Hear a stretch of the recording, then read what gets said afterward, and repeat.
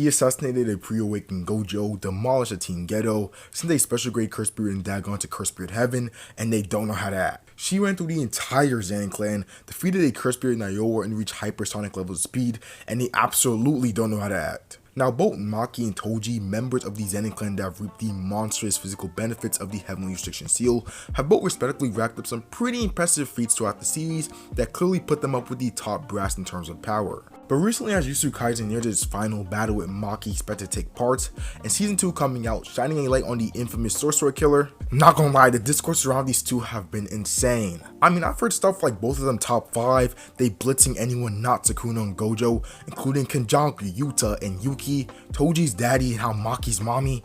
Okay, yeah, just forget that last part, but Toji slash Maki have been in a lot of conversations in regard to how they fare up against the rest of the verse, specifically some of these stronger characters that we've seen like a Yuta or even a Yuki, that I really don't think they should be in at all, and are overall pretty inconsistently scaled. Full disclosure, I don't have them top 5, and this is coming from a massive Toji fan who absolutely loves the both of them. But where do these two deadly anomalies actually scale in relation to the rest of the verse? In today's video, we're going to be diving deep into that and scaling these two characters properly and honestly. No feat shall be overlooked. Anyway, feel free to comment down below your thoughts on these two mega chat characters and where you rank them among the top JJK characters, as well as subscribing to the channel for more spectacular JJK content. Without further ado, into the scaling of the deadbeat GOAT.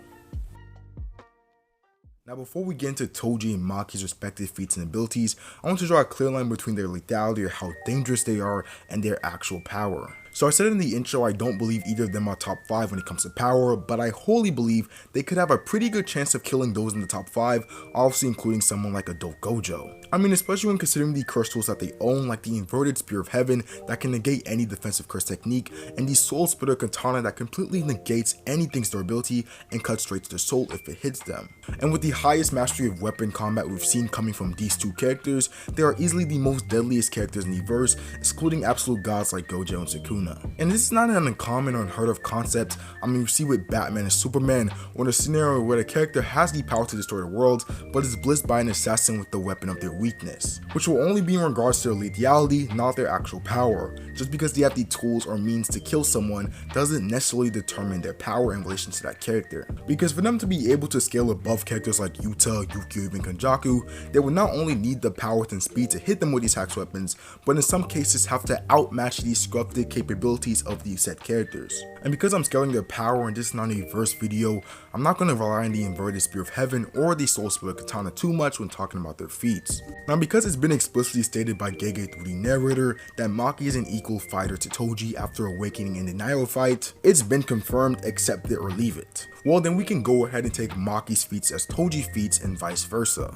Starting with Toji, he's clearly one of the strongest characters we've ever seen. Even if you want to discount the Gojo fight for reasons we'll discuss later in the video, we see in chapter 109 to 110, he absolutely dominated and exercised Dagon, a special grade curse spirit in his own domain expansion. And while his heavenly restriction seal eradicating all of his curse energy causes domains to recognize him as an inanimate object, as well as Megumi also clashing with Dagon in the domain battle, thus nullifying the guaranteed hit effect. Dagon still had the power M's from casting a domain and was still getting smacked around.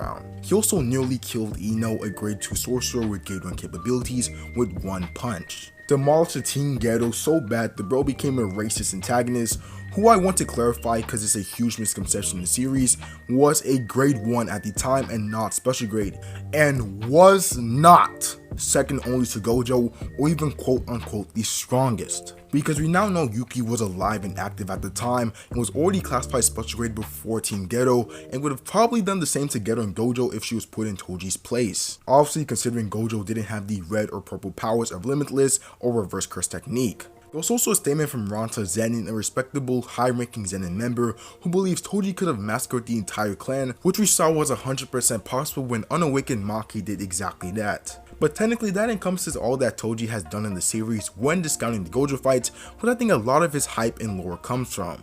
Now the reason I didn't want to include the Gojo fight in his other feats because of the mass misconception associated with this feat of quote unquote killing Gojo. For starters, even though it is extremely hard for me to admit this, Toji does not outright scale above a pre-awakened Gojo, the version of Gojo that he killed.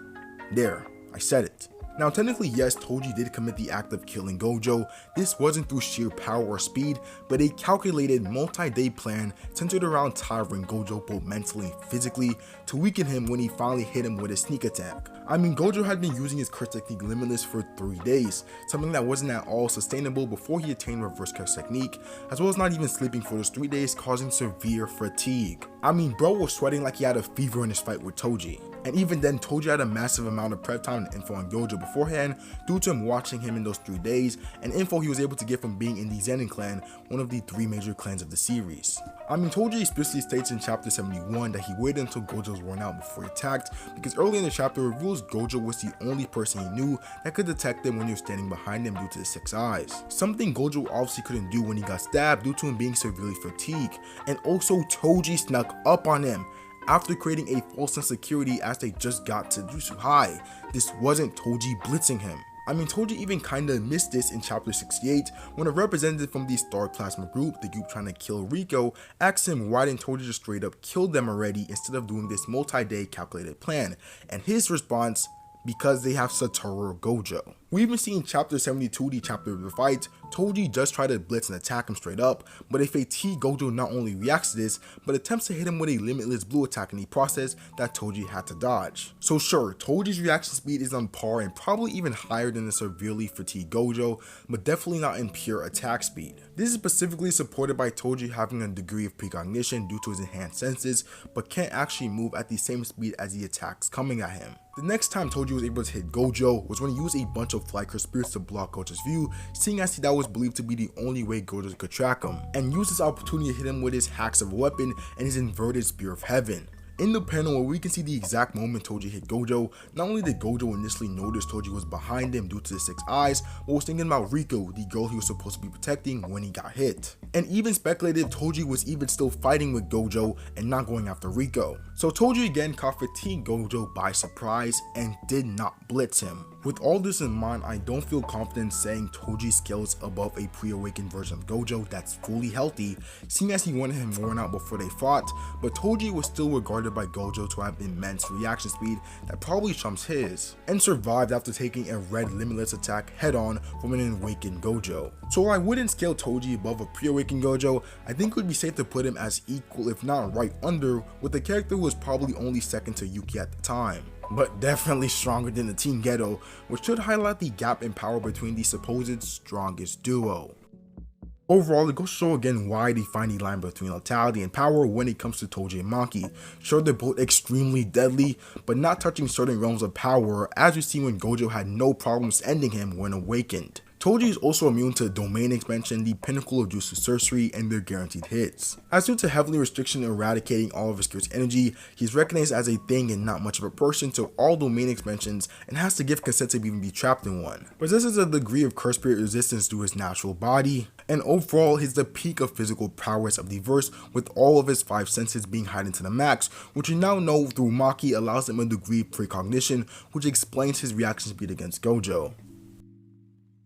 Now when it comes to Maki, we're really going to be looking at her feats post her initial awakening in the Zenin clan massacre. So for starters, she kinda killed everyone with the last name Zenin. Yeah, I'm talking full erasure from society. I mean, she even went so far as killing the members of the Zenin clan that weren't even present at the initial massacre. Several members of the Zenin clan who were classified as grade 1 and even special grade 1, I think we were never given parameters for it, but I think of it as between grade 1 and special grade, as it was given to human Niowa. Once she fully awakened, she defeated a cursed from Niowa who had just reached supersonic levels of speed, many times faster than the speed of sound, in convincing fashion. In this battle, it's revealed that Maki and Byakuya and Toji can see the differences of density in the air and can grab a hold of these surfaces, allowing them to vastly increase their mobility and speed while in the air. To the point, with this ability combined with her enhanced sense precognition, she was able to react at hypersonic speeds and completely smack a cursed from Niowa. Now it's important to point out I don't think Maki can actually run at hypersonic speeds, because that would mean beating someone like Niowa in a foot race. But like I said earlier, during the fight with Niowa, she explicitly states she already knows how Niowa will move and attack due to her sensing everything around her, something we even see Toji do during his fight with Gojo. Meaning she's reacting to the movements before they even happen, but not actually moving at a speed higher than them, which I think is a big misconception when it comes to both Toji's and Maki's speed scaling. Because I highly doubt Toji, who couldn't blitz a pre-awakened teenage Gojo, is all of a sudden reaching hypersonic levels of speed, which would make him the third fastest character behind Gojo and Sukuna. But I still believe Toji/Maki are up there in speed, with their attack speed and reaction speed probably encompassing most of their top 10 strongest arguments. They are at least supersonic, which is right above the speed of sound, as a pre-awakened Maki was able to react and defeat a human Niowa who was beginning to reach the speed of sound himself. So there are definitely plausible arguments for them being the third fastest characters, but you still have to scale Yuta's top speed, so I would say at least top 4 to be safe. And another one of her more recent, but probably her best feats, include her fight with a 15-finger Sukuna in Megumi's body. And while Sukuna couldn't use his curse techniques against her due to resistance from Megumi, his natural strength and speed wasn't hindered at all. This was a 15-finger Sukuna that physically destroyed a special grade curse spirit in Jogo,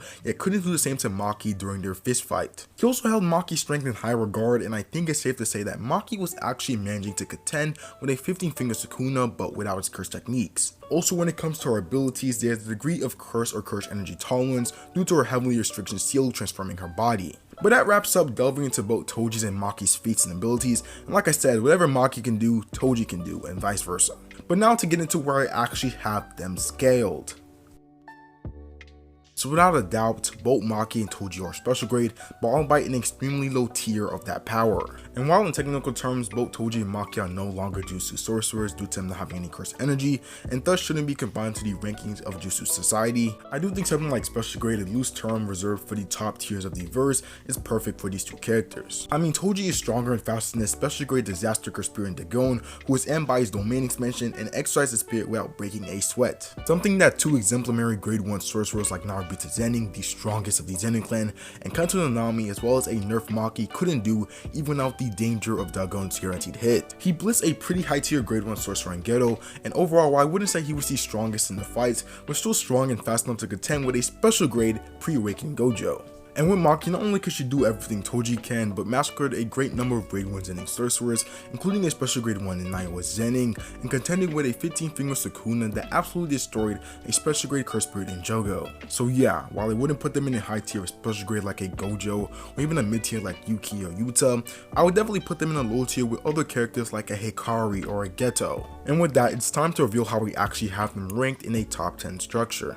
With Gojo and Sukuna taking 1 or 2, and I'd probably put Kenjaku and Yuki at 3 or 4, as Yuki has the power to destroy the entire world with a black hole, as seen with the maximum output of Star Rage, and with Kenjaku, who not only defeated Yuki, but also Chozo and Tengen too, despite them having a whole lot of prep time. Next, I put Yuta, as I don't think he has any actual feats that could put him past a Yuki or Kenjaku. I wouldn't be surprised if he showcased his level of power along with the feats in the upcoming final fight. And while I know there's a huge amount of discourse surrounding Yuta versus Toji or Maki, I don't want this to turn into a verse video, trust me, but Yuji himself said that he thought Yuta could be a 15-figure Sukuna, who was contending with and honestly outmatching an awakened Maki-Yuji duo. But to be honest, I would probably lean towards giving a 1v1 battle to Toji/Maki, just because of the soul splitter katana they wield that effectively negs any durability it hits. But again, when it comes to scaling pure power, I'm giving it to Yuta. And we also see this narratively matches, as in chapter 222, Kenjaku states that the heavy hitters of Jutsu High, which includes Maki and Hikari, will be led by Yuta. Now, some might say this was strictly referring to the fact that Yuta has more combat experience out of the heavy hitters, and that Kenjaku doesn't even know Maki's full power. But we know Kenjaku has been closely monitoring the Cullen games, and it's safe to assume he's aware of Maki's victory over Niowa, and still places Yuta as the leader of the heavy hitter trio. If you still want to try to debunk this heavy hitter panel, well, you have to remember that Hikari was put in this panel as well. And prior to the Cullen games, Hikari showed no signs of aligning with Jutsu High. The only way Kenjaku could have known that was through Hikari's fight with Kashimo, where he asked for his points in order to add a role that favored his allies in Jutsu High. Kenjaku must have seen Jack by Hikari and his power in his fight with Kashimo, so it's safe to assume he saw Maki's fight and is aware of her power and yet still puts Yuta over her. But fortunately for the few Toji and Maki fans that are still watching the video, I have the duo ranked at number 6. So when I said I didn't have them in the top 5, I should probably also mention I have them right outside for it, for reasons I've been showcased throughout the video, but it primarily revolves on their overwhelming attack and reaction speed. Characters I rank under them include, in a very loose order, Kashimo, Hikari, Geto, Ryo, Niowa, Jogo, and Mahito, and mostly because they're all getting blitzed, and even then Maki and Toji will react to their attacks. which would fully make up the top 10 or 12 strongest characters of the series, with Toji/Maki being top 6, which puts them in a pretty high and respectable spot within the top brass of the verse, to the point I would still consider them some of the most powerful characters we've seen. Also with the lethality to take a shot at killing nearly any character, even the ones that rank above them, especially with their crystal arsenal. I mean, these two are downright dangerous. So with all that said, you have reached the end of a pretty analytical and at times critical video that will probably be disputed. But if you made it this far, feel free to subscribe to the channel for more intricate rant but overall based Jujutsu Kaisen content. Again, I have Toji and Maki as top 6, yes, under Yuta, so also feel free to comment down below if you disagree and where you have this demonic duo ranked. Follow the Twitter at Basically Anime, and yeah, don't ever disrespect the GOAT deadbeat Toji mother effing Fushiguro. Have a nice day.